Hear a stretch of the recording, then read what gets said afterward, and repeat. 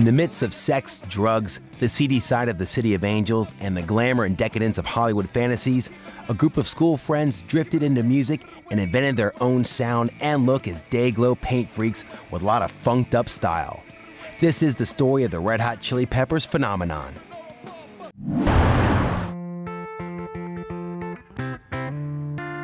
It all started way back in the late 70s in Fairfax High School, Hollywood, where a gang of friends were having fun growing up.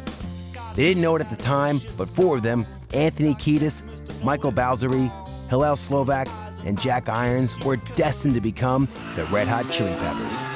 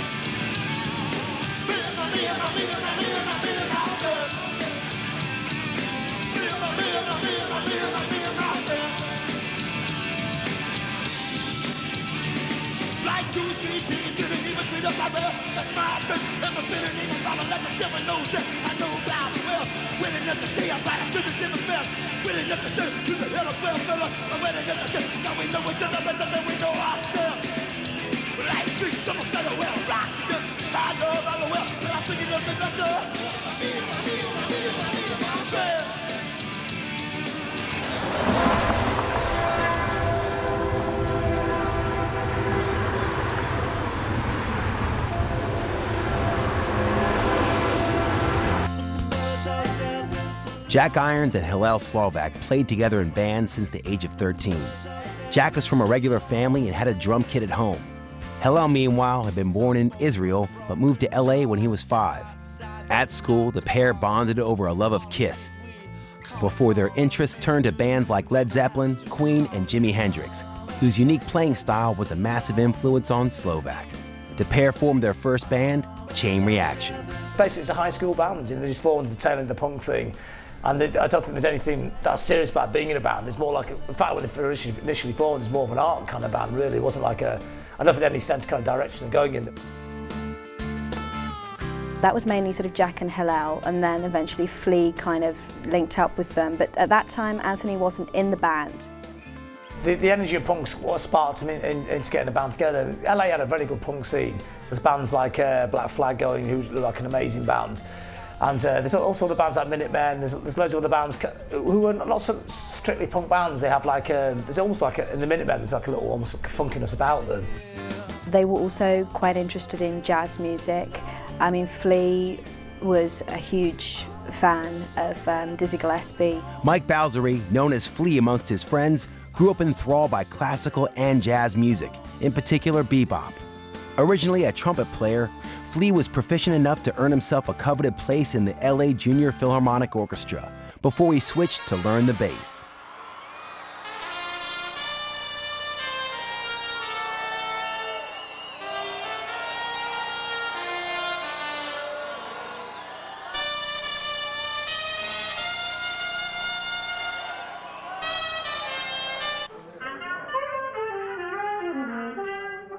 His jazz influences led him to play slap bass. That slowly developed into his own unmistakable style. The influences he took from being young are, you know, he's a great worshipper of the Gang of Four, obviously. So that quite basic idea of funk, which is quite urgent and whatever. But he also obviously was very into jazz. Jazz was his initial background. And there's a lot of people like Larry Graham from the Sly and Family Stone, and people like Stanley Clarke, you know, who are really very technical. But he plays with this punk rock attack, with this kind of urgency, you know, and speed and tempo, which is incredibly unusual in rock, where bass players generally pick a note and thrash away.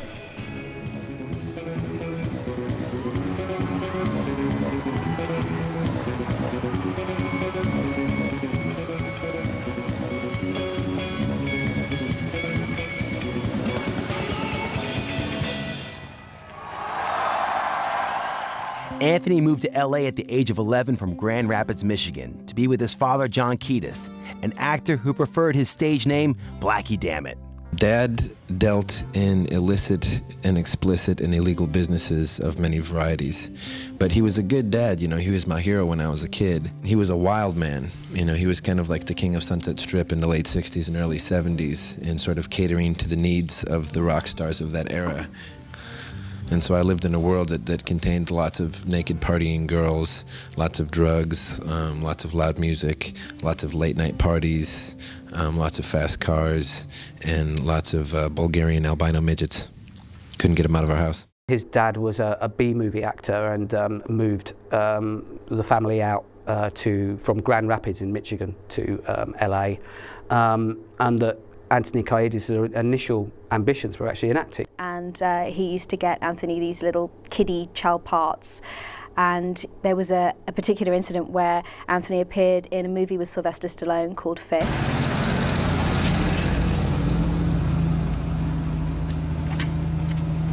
A charismatic guy with all the right friends in all the wrong places, Anthony was well versed in the glamour and decadence of Hollywood showbiz way before any of his peers. A creature of LA's seedy glitz and razzmatazz, Anthony absorbed all he saw and lived. Under his father's liberal tutelage, he sampled drugs from a young age, wore the craziest clothes, listened to the latest sounds of the underground, and indulged in the lust and carnality of good time girls.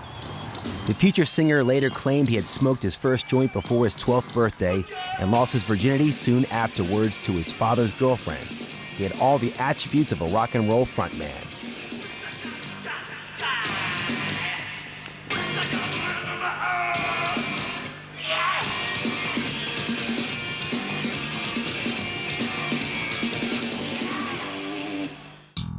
At the dawn of the 80s, the quartet were already becoming firm friends and playing together. Slovak and Irons invited Flea to join their first band, Chain Reaction, who rechristened themselves Anthem. Though a beginner on the bass, inspired by 70s funk bands like George Clinton's Parliament and Funkadelic, and post-punk bands from the UK like the Gang of Four, Flea was learning quickly and developing his own inimitable playing style. So good, in fact, that he departed soon afterwards to join semi-legendary local hardcore crew, Fear. It was sort of around the time that Black Flag started playing in America in the sort of late 70s that really Flea and Anthony got very interested in this kind of hardcore punk rock. One of the most intense and scary punk scenes in the world. The kind of intensity and violence and confrontation whipped up by bands like the Germs and Black Flag. There was something from it that Flea managed to get with that whole kind of energy thing, and if you actually watch the live performances with Flea, I mean, he's just a man possessed. He plays bass like no one else.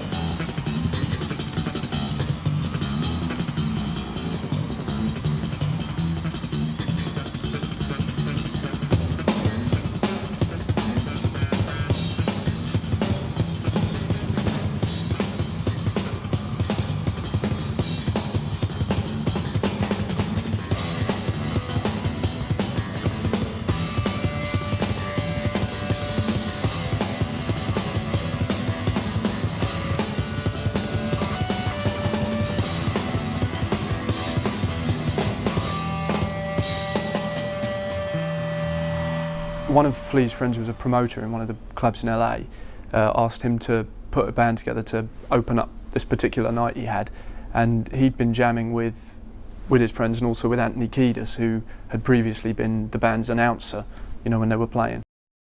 Essentially, they asked Kiedis to turn his poetry into lyrics, which he did. They were playing sort of Sunset Strip in the 80s. And they also had a kind of wacky stage show, which hasn't really left them. And they were painted all different colours, they had stupid hats on, and you know, they were getting well into it. And they called themselves something ridiculous like the Marvellous Majestic Masters of Mayhem. Tony Flom and the Majestic Masters of Mayhem. Tony, someone, and the Marvellous I can't remember what. Thankfully, they changed the name to the Red Hot Chili Peppers shortly after they formed. For us all, thank God. The quartet began to earn a strong local following on account of their unhinged performances and presentation that involved being covered head to toe in body paint, wearing strange headgear, and frankly, frightening trousers. Their colorful approach live reputation, and outlandish hybrid of punk, funk, and psychedelia led the Chili Peppers to get offered a record deal.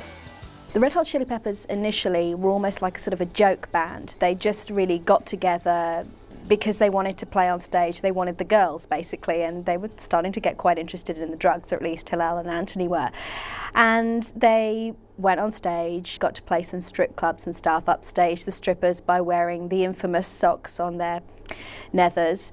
And for some unknown reason, EMI Records decided to snap them up. Lindy Goetz, who was a sort of, he was kind of like a talent scout, if you like, but I think in sort of more of a, you know, higher up position, spotted them and got them signed to EMI. Now, unfortunately, at the same time, Jack and Hillel were in another band called What Is This, and they had contractual obligations to stay with that band. So when EMI signed them, they had to make the choice of which they were going to stick to, and they chose their other band. So already, you know, going into the first album, they'd lost their two kind of best friends and two bandmates. They recruited ex-Captain Beefheart drummer Cliff Martinez and guitarist Jack Sherman, and the New Look Quartet began recording at El Dorado Studios. These new guys could never really fill the shoes of their pals, and it showed. To go and sign your band to a major record label and then the band aren't there. I mean, what? You know, it's, and to have a producer, you know, who, you know, Andy Gill, you know, in my opinion, is a musical genius. You know, his band are one of the greatest bands of my lifetime, but he was a fledgling producer. He'd not done much production. So you've got a novice band and, you know, a kind of a novice producer and two people who aren't even in the band. At that time, there'd been a sort of, you know, a lot of bands doing something that I think was called kind of surf punk at the time, and it was that there was an element in what they were doing that was like that, which I thought was less interesting, and that's something that we kind of argued about in the studio. To make matters worse, the producer they had brought in didn't quite hit it off with the group, and Anthony and Flea made their sentiments known. I probably disappointed them because I wasn't just hanging out being a cheerleader. I was actually making them do things and try doing this, try doing that, things which they weren't expecting. They didn't like Jack at all. Obviously, were not very pro Cliff either, which is I thought was silly because he's such a great drummer. It does require kind of a bit of discipline to do that sort of work, and they were a bit out there at the time, you know, for whatever reasons. And I think they kind of thought that all they had to do was sort of do a gig in the studio and just we put the mics up and captured it, and it would all, you know, the vibe would somehow translate, and it doesn't really work like that. And I think that the strengths of the songs that really work because they've been put together carefully, you know. And there's been a bit of like getting the drums and bass right, and then doing some guitar, and then doing vocals, and kind of being careful about it. And so I think their preconception was it would be more like a gig, more sort of instantaneous. And I think they kind of thought I'd just kind of be their pal and just give them thumbs up all the time, and yeah, nice one, great, next song, you know. I think that's what they thought. And when I was kind of taking issue with them over certain things and trying to make it better, that might have been a step too far. That might have been something they weren't ready for. You know, it did cause a certain amount of friction and stuff.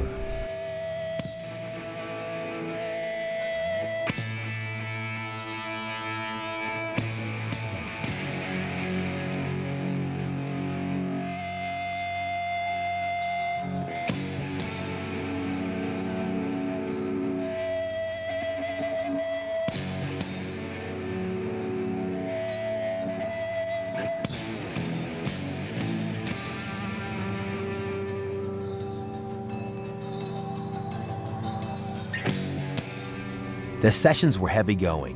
Andy Gill had to piece together whatever he could of the recordings into some semblance of an album. It was far from awful, but it failed to capture the essence of the Chili Peppers, not least of all because it wasn't, strictly speaking, the Chili Peppers on the album. One thing that you can take from the album is that the energy they have is always there in all of their stuff, whether it's slow stuff or big stuff.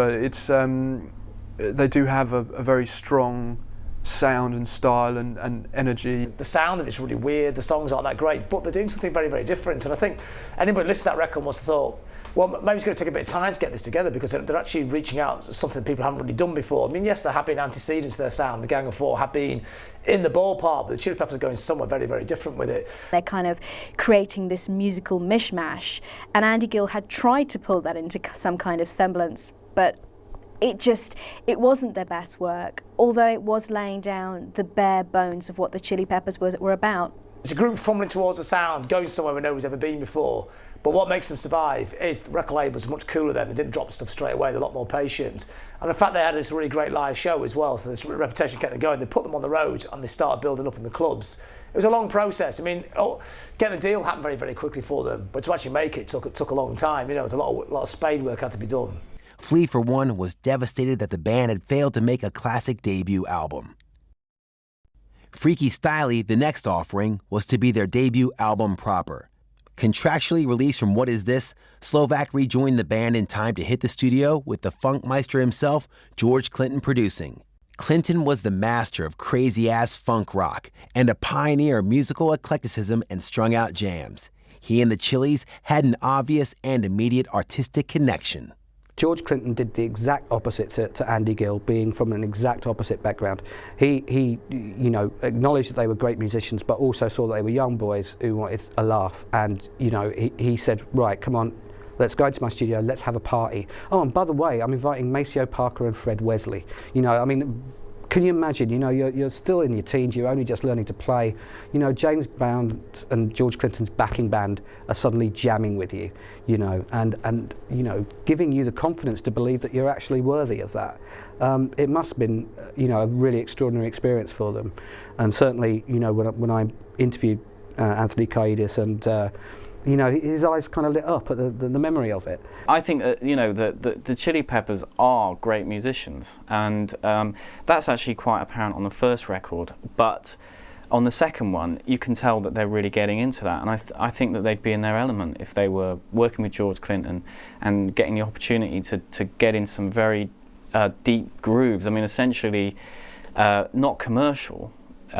Still very uncommercial at that stage, but they're able to you know, explore what they've been craving to do, and it does come across. So recording began. They left LA for the chilly climate of George's ranch in the sticks near Detroit. A musical meeting of minds is probably as far as George and the group could stretch. The Chili's were far too hyperactive, unruly, and fond of mayhem and indulgence for Clinton, himself no stranger to eccentricities. They ditched Clinton's offers of a mellowed-out routine of early morning fishing before recording, crashed his snowmobile, and scared the pants off a local band by hijacking their set on one of their midnight jaunts.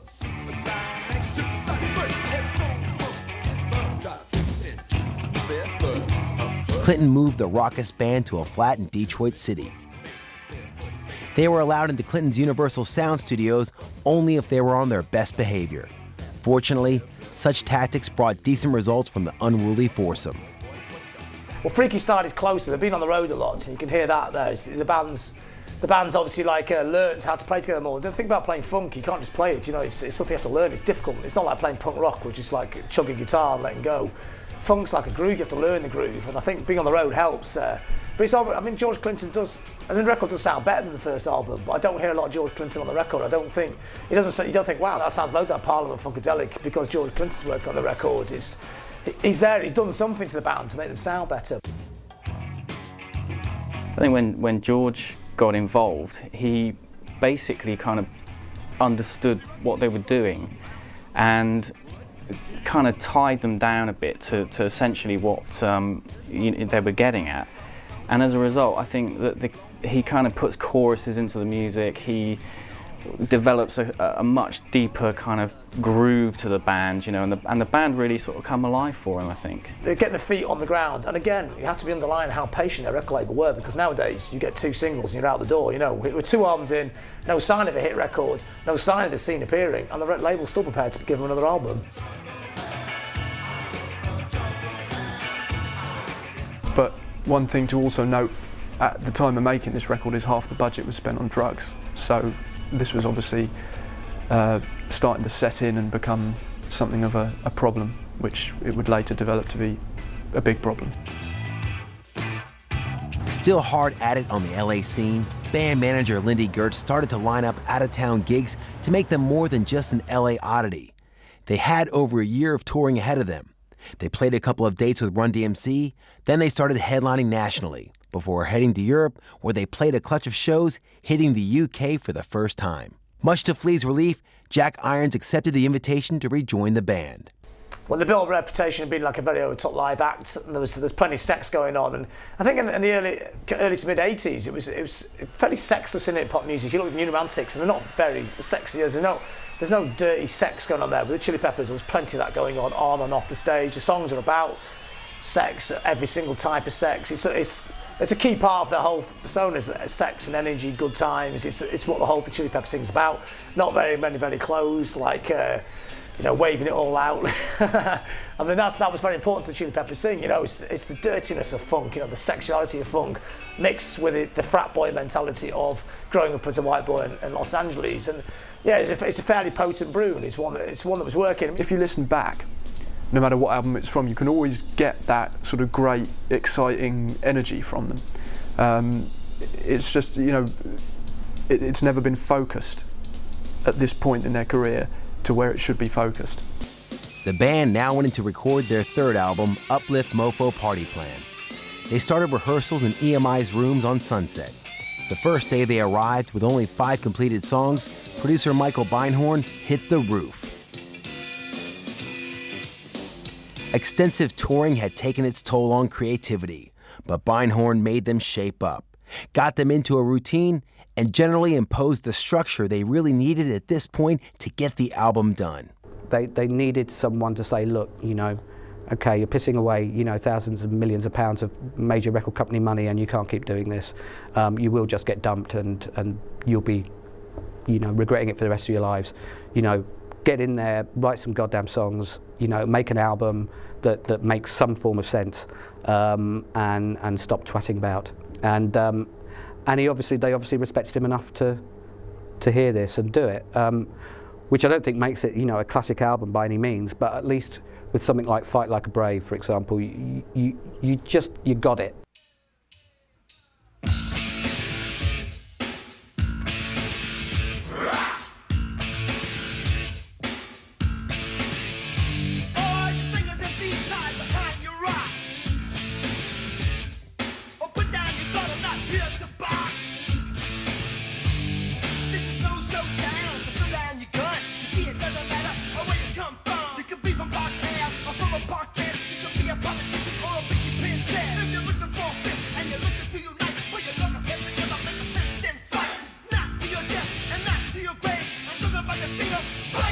So much more feeling to it that was like the others. It was kind of a bit hectic. This one, it just sort of sat a lot better, and because of this, they're more comfortable in what they're playing. The songs are coming out better. The whole process is smoother. The first track really that came out off of that Uplift Mofo Party Plan was Fight Like a Brave, which is just this absolutely crazy punk, funk, rock, rap record, and the video is just totally insane as well. I mean, Anthony Kiedis is like dressed up as some kind of Native American Indian with like a feathered headdress and war paint and all sorts, and then they're kind of marching like soldiers. It's a totally insane video. It was just made for MTV really, although it wasn't shown at the time on MTV. And there was just nothing else like it, and I think that was one of the things that attracted a lot of the people who were listening to the Chili Peppers at that time, which was the UK underground, because they certainly weren't a mainstream act at that stage.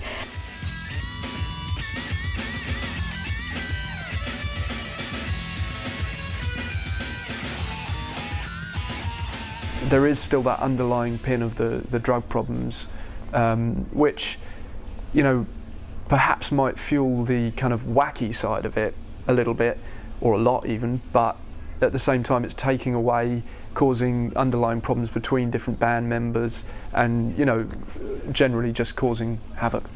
I mean, Fight Like a Brave was written about basically Hillel and Anthony's drug problems. It was all about how they were fighting like braves trying to battle against this whole heroin thing. And it was one of the strong tracks off of the album. All the hallmarks of what makes the Chili Peppers great are already on the album. You know, you've got the fantastic rhythm section, the great grooves, the kind of the little rapping vocals going on there. There's a little rap influence coming in here now. Some good songs and everything. It's a really great party record, and it's a party record that lifts them up a couple of levels in America. And the alternative scene's also getting bigger by then, because what people forget is in the mid-80s, the alternative scene was tiny. You know, people used to say, "Oh yeah, Sonic Youth have got a real breakthrough record here. It'll sell 20,000." You know, to be a big alternative band in the 80s didn't mean you were in the top 10 of the album charts. It meant you were getting 500 people at your gigs. It was different till Nirvana came along. That the alternative scene was pretty small. You know, so the Chili Peppers getting towards. With that album, they get towards the top of a small scene. The alternative scene really was alternative then. Uplift Mofo Party Plan was easily the band's strongest work to date. Yet despite the artistic success of the album, EMI decided it wasn't doing very well commercially and sent the Chili's on tour again. Uplift Mofo Party Plan was the last record the band would make with their childhood friend. Back in LA, the sometime painter and guitarist who defined the band's sound and still in many ways continues to today, overdosed on heroin and died in his apartment on Saturday, June 27, 1988. On Monday, a friend found Hillel's body. He had only been 26 years old. Anthony and Hillel had been on the road touring with the band for the Uplift Mofo Party Plan album, and they had managed to stay pretty much clean. After the tour, Hillel was like, I've got to go back on it, because he was really starting to feel rough. He'd been going cold turkey. The band had been doing press in hotels and stuff whilst they were on tour, and Hillel was just so sick that he had to stay in his room. So it was basically Jack Irons and Anthony and Flea doing all the interviews whilst Hillel was just cold turkeying in hotel rooms. So literally when he came off the tour, he was like, I need my smack again. And the story basically goes that they'd come off the tour, Hillel gone back to his flat, and he died, and it took until the Monday for his body to actually be found when a friend phoned up to see how he was. And the kind of guilt that hit the band was just crazy.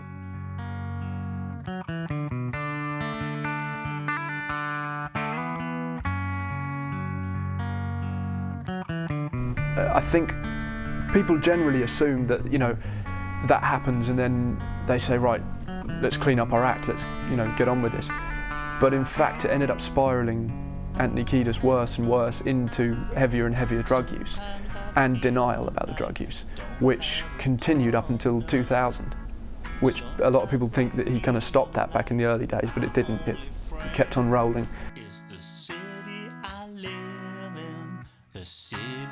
I think the truth is it's a really, really unfortunate thing that happened, and that obviously that would make his friends and bandmates, because they were both, you know, it's easy to forget that, look at their own lifestyle, and obviously ask themselves the question, was there something that they could have seen and done to change it?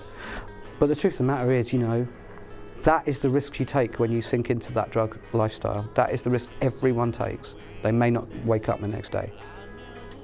The thing about Hillel is that he's just a friend of ours who we love dearly, who contributed so much to our existences and shaping the way that we think and the way that we act. And he was just a really beautiful person who we were extremely close to, who we shared, you know, an infinite amount of like soulful, deep, fun, all kinds of experiences together. We grew up together, just sharing everything together, and we loved him. You know, I mean, he's the one that got me to play bass. He's the one that turned me on to so many things, and both of us, you know. He's just someone that we loved very much, and now he's gone, and it's just terrible, and there's not a day that goes by where either of us don't think about him. And I just miss him, you know, but it's a double-edged thing, because at the same time that it depresses the hell out of me, it makes me so sad that he's gone. At the same time, I'm just feel lucky that I got to know him at all, ever. I think someone like Flea, who's a very sensitive kind of guy, I think it would be difficult for him maybe to carry it on without his friends.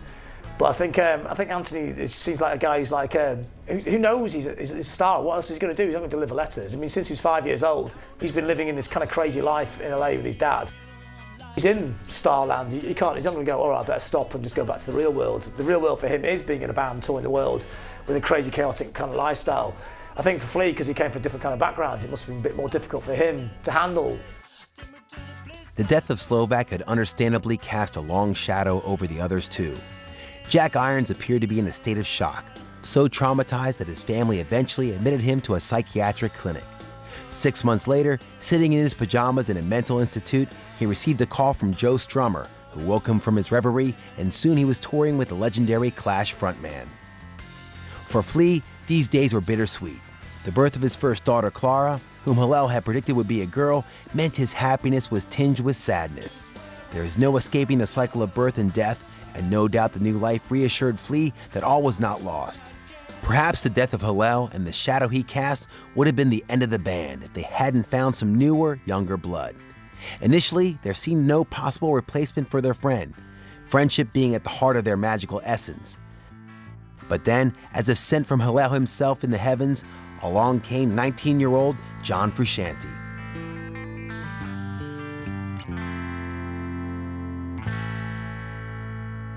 Hillel Slovak is a great guitar player, but John Frusciante's just really special guitar player, isn't he? I mean, it just seemed completely natural. He just dropped in the band, and they got the perfect guitar player for the band. It's just like, sometimes I think, yeah, they've had a lot of bad luck in their career. They've also had some incredible strokes of luck as well, haven't they? Where things have just gone really right. I mean, for a lot of people, to replace a guitar player as good as Hillel Slovak would have been very, very difficult. But to get John Frusciante, just like the band went better. You know, it's like, they must be like going, God, how did that happen? He just turns up in the first rehearsal and the whole thing's perfect.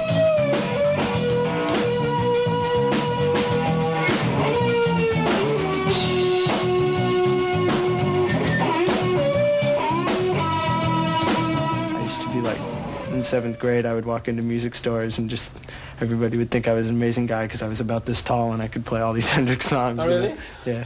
In my opinion, John Frusciante was the missing link of the Chili Peppers. I think that while Slovak did lend very heavily to their sound, I think John Frusciante is a very, very large portion of their sound.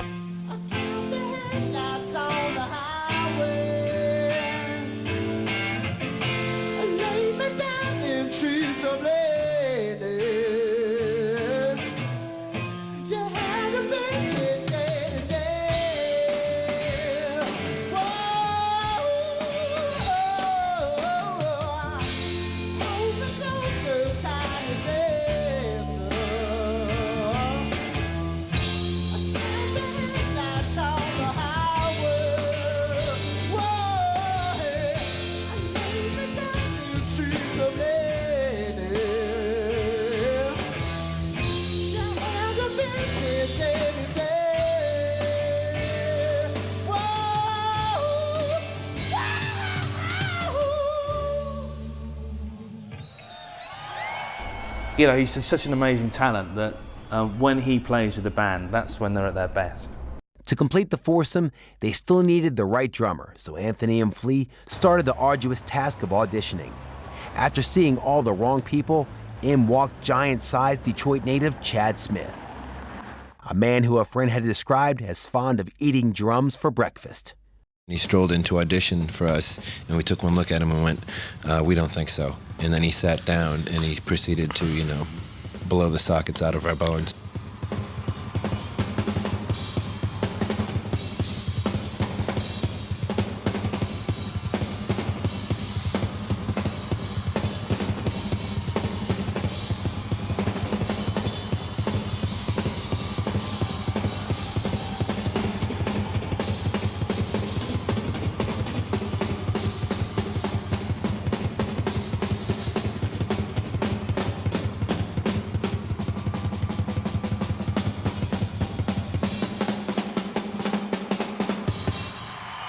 He's a powerful drummer, he's a hard hitter, he comes with a different kind of thing, he's an AC/DC, he's a rock guy, it gives it a big sound, kind of big kind of stadium sound, it's a huge sound. And the way, and his personality-wise he works really well because he's a very down-to-earth guy, he's not all airy-fairy, la-la-land kind of guy, and there's a touch of that with the rest of the people in the band. But because he's your classic rock drummer, he's just a big guy, hits the drums hard, very down-to-earth, has no time for the extra bullshit. And I think that really makes the band, he's an anchor man, he weighs it down really good. He's just a big, beautiful, rhythmic powerhouse of a man who's obviously extremely connected to the rhythms of the universe. So they started the fourth album with a brand new lineup that signaled a rebirth of the band. Phase 2 of the Chili Peppers' journey was beginning. Recording their much-delayed album with Michael Beinhorn, the band learned how to interact. The fresh-faced Frusciante clashed with Beinhorn on virtually every take. But they got through the sessions thanks to the disciplinarian producer insisting on squeezing the best out of the band. The first single they released, Knock Me Down, went to number 4 in the US charts. The album had originally been called Rocking Freakopotamus, but Kiedis changed it to Mother's Milk, which he said was life-giving, pure and wholesome, something he believed their music represented. The song Higher Ground certainly hit the spot.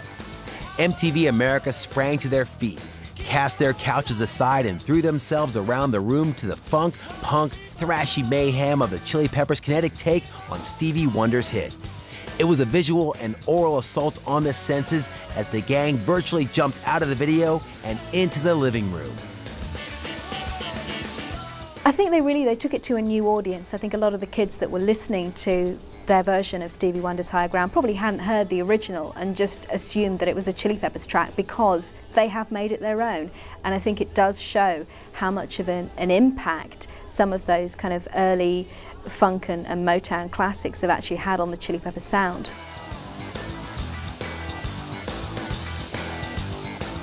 Mother's Milk is the first absolute classic Chili Peppers album with loads of really good songs. You can hear John Frusciante straight away. He's got a very distinctive style. He's got a very needly thin guitar sound. He's very good at little funk chops and all these very melodic little licks that he does as well. He's a really good songwriter. The rhythm section just clicks. It just sounds fantastic now. You've got the big meaty drums and Flea's really funking out the bass.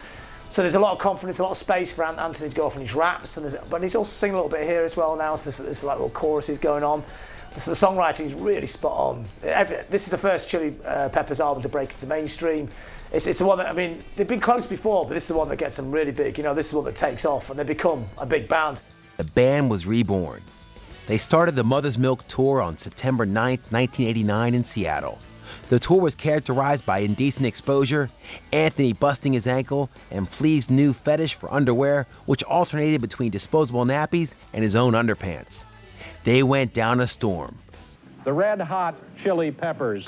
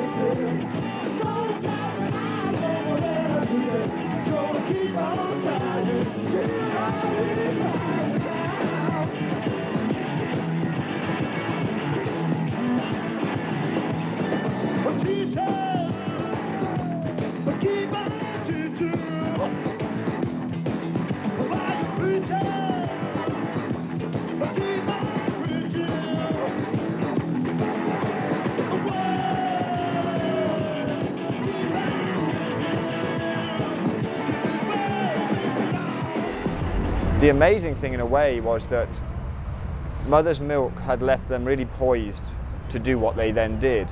The amazing thing was that EMI let them go and just let Warner's just you know, I don't mean to talk business, but it was one of the record label blunders of all time, when they had so much credibility in place, and they had a really big live following, and now a decent radio following after having a couple of, you know, halfway radio hits. And then they just passed that to Warner's, who just took it and ran with it.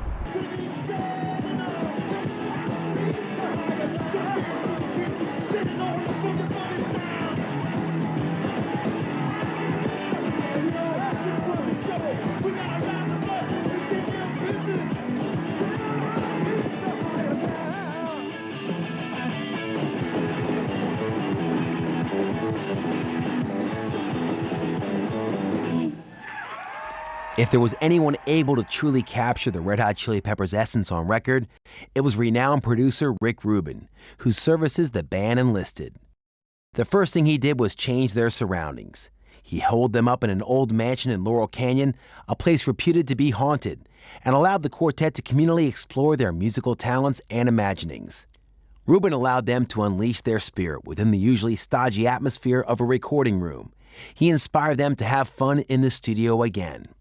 The practical things that he did were, first of all, he got them to move into this supposedly haunted house with him throughout the whole making of the album, and made them, sort of to try and encourage them to be more of a unit. The house apparently had a real vibe to it, and maybe input a bit of that into them as well. Secondly, he had them do different things with recording they'd not tried before, like going outside and recording one of the songs. Was recorded outside at 3 o'clock in the morning. I got a girl, say she long and tall, sleeps in the kitchen with the beeps in the hallway. Hot tomatoes in the red hot. Oh, she got a say love me. Yeah. The stars in the sky and looking over Laurel Canyon. It's going to give your vocal and everything a lot more atmosphere than looking at a wall like that. Well, Rick Rubin is a great producer. His track record is amazing, and you look at all from the hip hop scene right through everything he's done, right through his Johnny Cash records, which are the best records that Johnny Cash ever made. That is saying something, because Johnny Cash makes amazing records. So it's like everything he's touched has been really, really good. When he teams up the Chili Peppers, it's perfect. And he really just gave them the time and the place to experiment. If you see the video that accompanied the making of Blood Sugar Sex Magik, which is called Funky Monks, they're banging bits of scrap metal and doing all these strange things.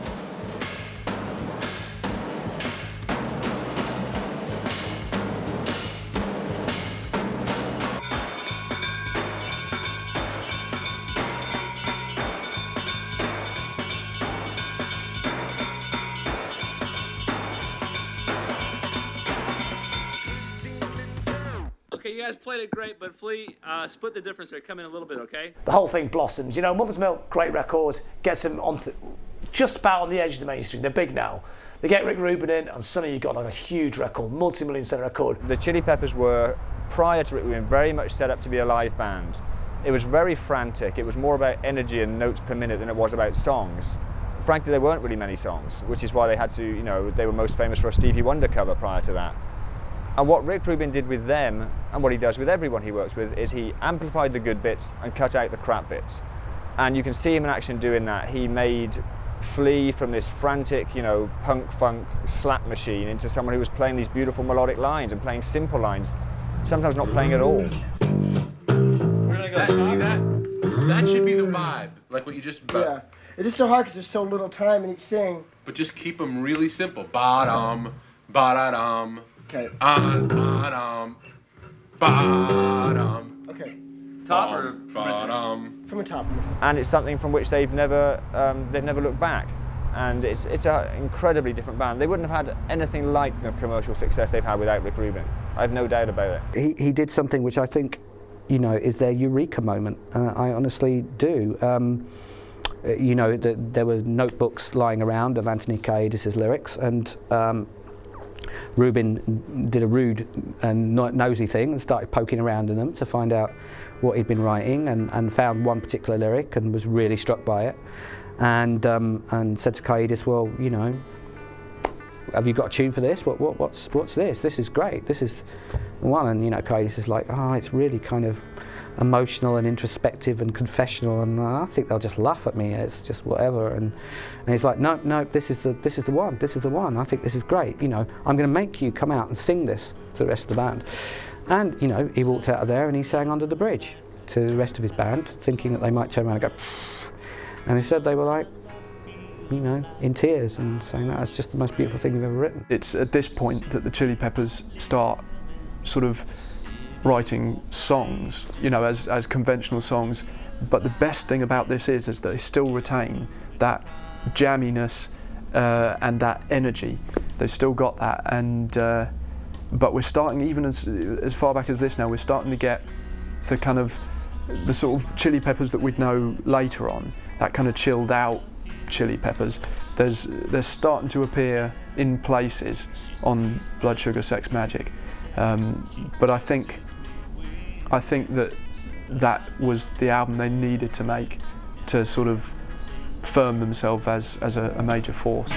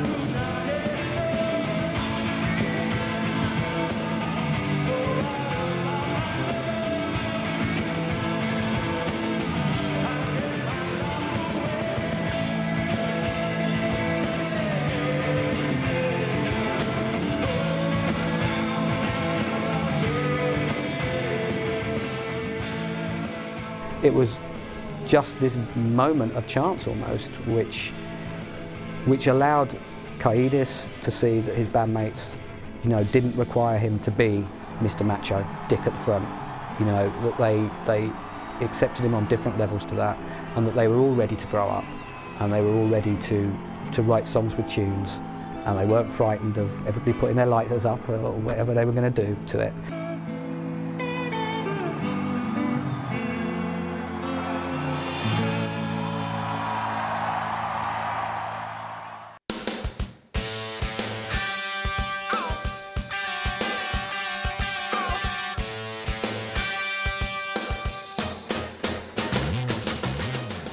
Blood Sugar Sex Magik really spelled out what the Chili's were all about and stormed into #2 in the Billboard album chart. The album's lead singles, Under the Bridge and Give It Away, became huge hits in their own right. The Chili Peppers were finally a world-beating band. But yet, they were still plagued by drug problems. This time, it was John Frusciante. Still only in his early 20s, the sensitive guitarist had coped with the pressures of endless touring and the showbiz glare that went with being in a band that he had once been a fan of by forging a reliance on heroin.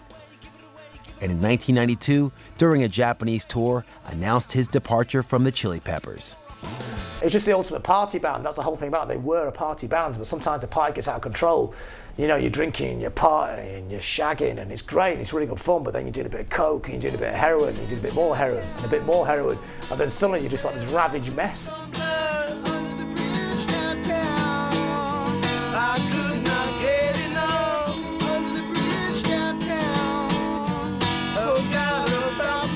He started to withdraw from Kiedis and Flea. He started to withdraw from the band, whatever his reasons were, and then, you know, left the band and booked himself into the chateau, into a room at the Chateau Marmont, which is the most legendary, you know, sleaze, bad karma hotel in Sunset Boulevard, and said, and has gone into print saying, I made a decision to become a drug addict.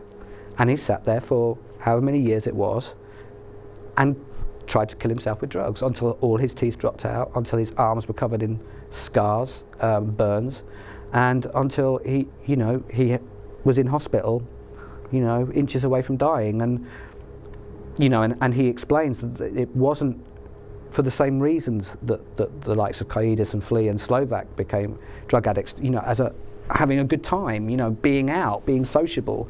You know, it was because he'd been very depressed ever since he was a child. He heard voices in his head, he had mental health issues, and being in the band at that point had brought them out and made things even more difficult for him. And he self-medicated, you know. He tried to take the voices away by obliterating himself. When I joined the band, I couldn't believe that they wanted to be this other thing than they were, you know. Like they didn't think, like I thought of them as huge stars, you know, but to them they weren't famous yet, you know, and they hadn't made it yet, and they wanted to be as big as Aerosmith or whatever, you know. And I couldn't, like, that was a shock, yeah.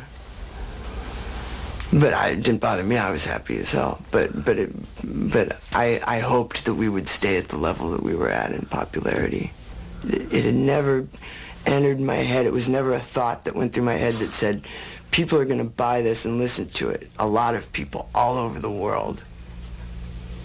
Like when I first said it, I said all over the country. And then I realized, Jesus, all over the world.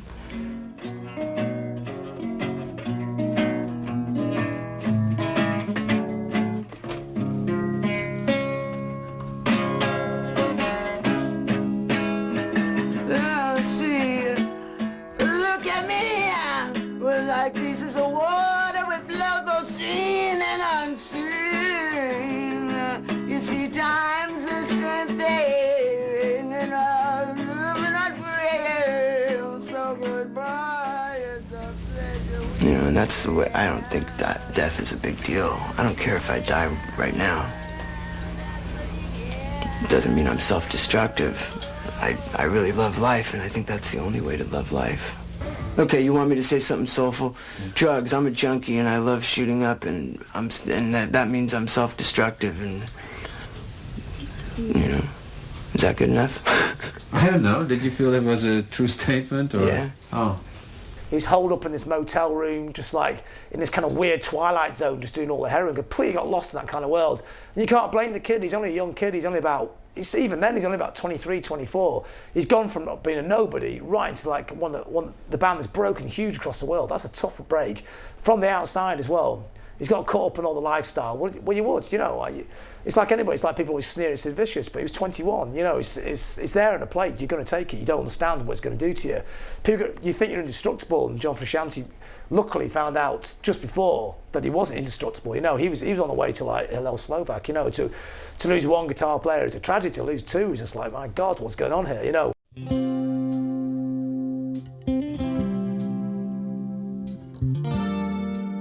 While Frusciante descended into the dark world of drugs and depression that would spawn a series of solo albums, his bandmates found a new guitarist, former Jane's Addiction man Dave Navarro. They had come too far to split now.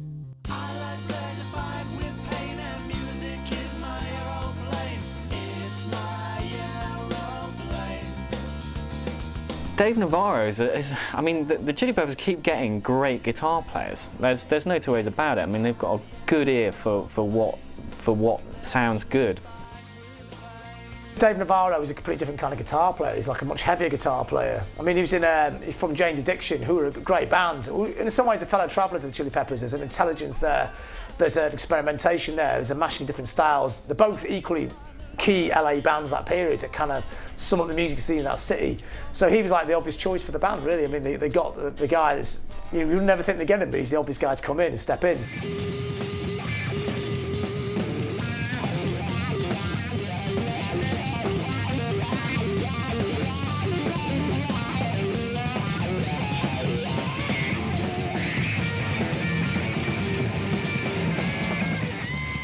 I admired Dave Navarro at the time because he was very honest, even before he really recorded anything with the band, that he did not like funk music, which is almost, you know, antithesis of being a Chili Pepper.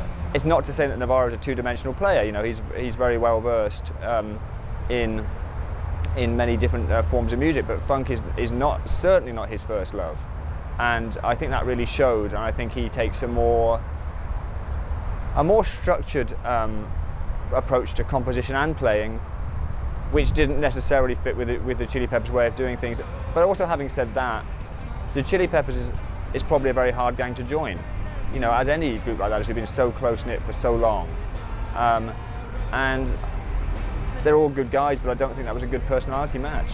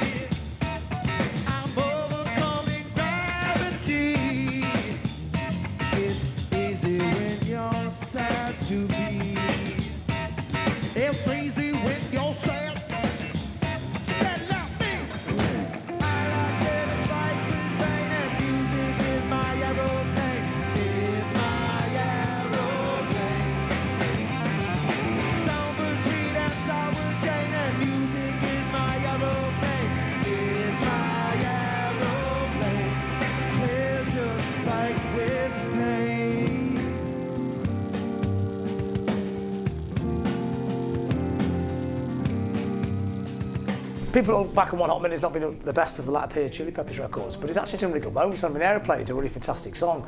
And the other great thing about Chili Peppers is they've always had a real command of melody. I mean, they write melody as good as the Beatles ever did. I mean, they are really great tunesmiths, the Chili Peppers, which kind of gets lost and all up to the last two albums with that kind of period.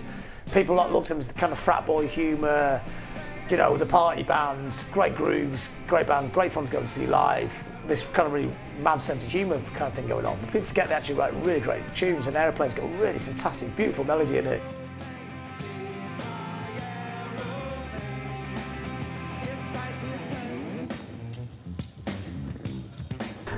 It's definitely the underrated, lost Red Hot Chili Peppers album.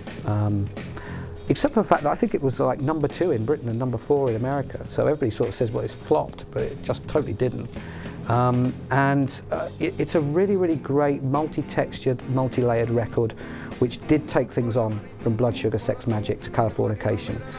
It brought in more psychedelic influence. There were more vocal harmonies on it. It had more texture in it. It saw them getting further and further away from the funk metal thing. And it really is a complete transition record, and a very, very, very good one. And probably out of all the Red Hot Chili Peppers albums, it's probably the one which sort of begs repeated listening. You know, whereas most of the rest of the albums, they hit you in the face straight away with what they are, and they kind of stick that way. I think One Hot Minute, you take 6, 7, 10, 12 listens to really unwrap it all. And I like records like that, and I think a lot of people did. Though a fantastic guitarist, Navarro didn't really fit the bill. After debuting with the band at Woodstock 1994, it soon became apparent he had a different method of working, which was too structured and thought out for the Chili Peppers. This was the sticking point for the band and the problem with his one album with them when One Hot Minute was released in 1995. The record was met with a mixed response. I think it's very difficult when the band write off an album. I mean, you know, this happened to the Lars with their first album, this happened to the Beta Band with their first album. If a band pretty much write off a particular album they've made, then the press and the public go along with them. I mean, if they're not saying it's great, then, you know, it becomes accepted wisdom. Oh, this was crap. I think they wrote it off because they weren't in a happy place at the time, because Navarro hadn't worked out, and because there was a lot of regret over John Frusciante. After One Hot Minute, Anthony decided to journey across India alone. On his travels, horrified by the permeation of the California dream into all cultures, he conceived the title track to what will be their next album, Californication. Good job the talented and much-missed John Frusciante would be there to help realize his creative ideas. Dave Navarro's a very fine player, and he's a consummate rock star, but obviously the chemistry wasn't there. And John brings a lot of instinctive musicality.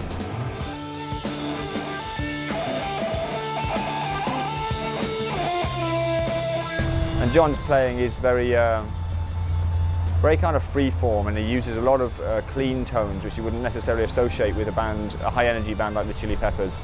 And definitely he's a huge part of it. And now that's the only lineup. You know, I think they realized when with the kind of experiment, as it were, with Navarro, that for all John's, shall we say, eccentricities, his music was totally worth it. And I don't think ever again they're going to think, okay, well, someone's having problems with this or someone's having problems with that, let's kick them out. I think they know that for better or for worse, this is the Chili Peppers, and they're going to work with any idiosyncrasies to keep this lineup, because that is the Chili Peppers. Navarro was ousted in 1998 during a time of relative decline for the band. It was a parting rumored to be acrimonious. Frusciante, meanwhile, had checked in and out of rehab a new, clean man and had been jamming with Flea in his garage. Kiedis and Smith soon joined in, and from the first note, they all felt the rekindling of the Peppers' magic spark. Their jamming buddy was officially back in the fold by April 29, 1998, a mere 26 days after Navarro's leaving. In a career pattern of peaks and troughs, triumph and tragedy, the revitalized Chili Peppers delivered another huge album, Californication. Well, Californication was a change in direction for Chili Peppers, but I think of all the bands in the history of rock music who've grown up and tried to mature, they're the only ones that pulled it off. They're one of the few bands that actually got better. I mean, most bands do the mature record and it's miles worse. But they actually did it, when I say mature, it's not actually that mature. There's still some, there's a sadness there. They picked up that thing that I always think of California, it's like, it's very shiny and clean and happy, but there's a very dark side to it. And that record captures that. The way, you know, Mamas and Papas did. You know, some of those 60 songs, they can sound like really jolly, but there's a kind of dark soul to them. It does work on a lot of different kind of levels, but the songwriting is absolutely fantastic on it. I don't care if it doesn't sound like the old stuff. It's probably their best album. There's some really great songs on it. There's a really good kind of variation of all different little things they do really well on that record.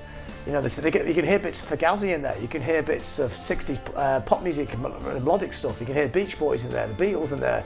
You can hear the Gang of Four in there. You can hear all that kind of post-punk stuff. It's not as heavy, it's not as in your face, but they can't keep doing the same thing all the time. I'd say they're far more melodic now. That is the side that seems to interest them more and more. I mean, in fact, they're a rock band. I mean, for all the backstory of what they've done, the wild guys, the funk metalers, the crazy sort of, you know, intense musicianship, they're a rock band now.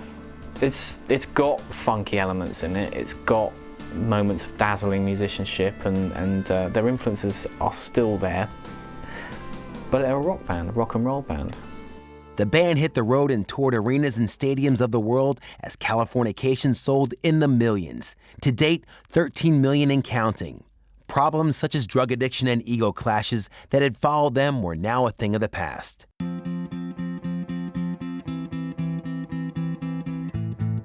Older and wiser and infinitely richer, the band recorded By the Way, a broad spectrum of sounds ranging from the spike funk anthem Can't Stop to Beach Boys-inspired songs such as Universally Speaking, to Marachi, electronica, and much more.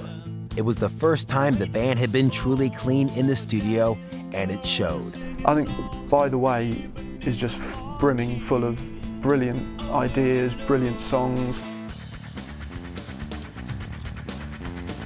I like the way the track By the Way, it sounds like the old Chili Peppers just stuck bang smack into the new Chili Peppers. It's like the groove shouldn't fit at all, but it just kind of does, doesn't it? Because it's the Chili Peppers and they get away with anything. So it's like a here's what we did before and here's what we do now, and we are the same. You know, it's the same band. You know, like it, lump it, and millions of people really liked it, didn't they? I mean, those two records are absolutely enormous records, aren't they? I mean, maybe, yeah, of course. When you're in a band, people never like what you do 10 years later. If they stayed the same, people would say, why have they stayed the same? So people are always going to complain. But you know, the millions of people who bought those records and love those records aren't complaining, are they? They are sort of more serious, perhaps, but in a kind of a mature way. It's almost like they've grown with their fans. They're not writing silly songs anymore, which, as far as I'm concerned, is a bit of a shame, because, you know, they were so good at those silly songs. But, you know, I guess, you know, when you start reaching a certain age, you start maturing and realise that you can't do silly, sexy songs forever, and there are more important things in your life, and you just want to write about those things. But, yeah, you know, By the Way was a more mature sound. And when you add John Frusciante's, you know, he's worked so hard on backing vocals and harmonies And you know, throughout the By the Way sessions, he says that, you know, he was rehearsing and recording with the band, and then he'd go straight home with a Beatles chord book and his best mate from another side band he was in, and they'd just sit up all night practicing how to do Beatles harmonies. And then when he thought he'd got the Beatles harmonies down right, he then bought a copy of Pet Sounds and got the chord book for that, and they sat there and worked out all the Beach Boys harmonies. That's how hard this guy worked at just this one detail on the album. You know, it's just the backing vocals. But if you listen to it, By the Way, the backing vocals on the album, they make it. They're beautiful. Released in 2002, By the Way had gone platinum in 26 countries, a miraculous achievement given their One Hot Minute slump of 5 years earlier. As the band members hit 40 years old, they were in the enviable position of being the world's biggest selling rock band and a consistent huge live draw. You know, it's the result of 4 men who love music and who have had their life saved by it and are kind of giving back, you know. And, you know, By the Way, I think is just an extraordinary sort of achievement, really, considering where they were when they started. I think one of the strangest things about the Chili Peppers is they seem to break through into every single genre they go on. I don't necessarily see the Chili Peppers running out of creative steam anytime soon. But thank God they're here now, because they sound absolutely fucking awesome. Can't say that, can I? They had survived setbacks and tragedy, always returning to the core friendship of Kiedis and Flea, aided and abetted by Frusciante and Smith, and all driven by a collective devotion to music. It has been a long journey with never a dull moment. The Red Hot Chili Peppers remain one of the most important bands of their time and an inspiration to younger generations for whom music is the very essence of life.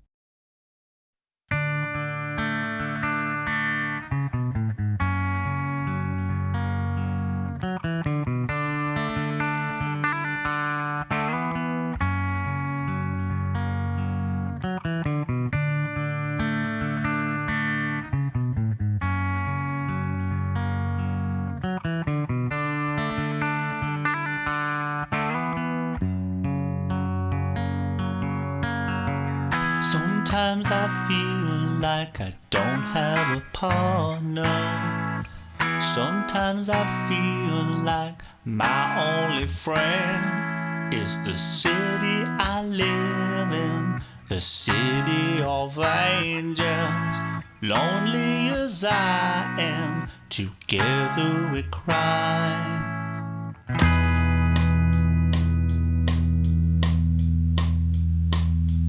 I drive home the streets 'cause she's my companion. I walk through her heels 'cause she knows who I am. She sees my good deeds and she kisses me windy. I never worry, now that is a lie.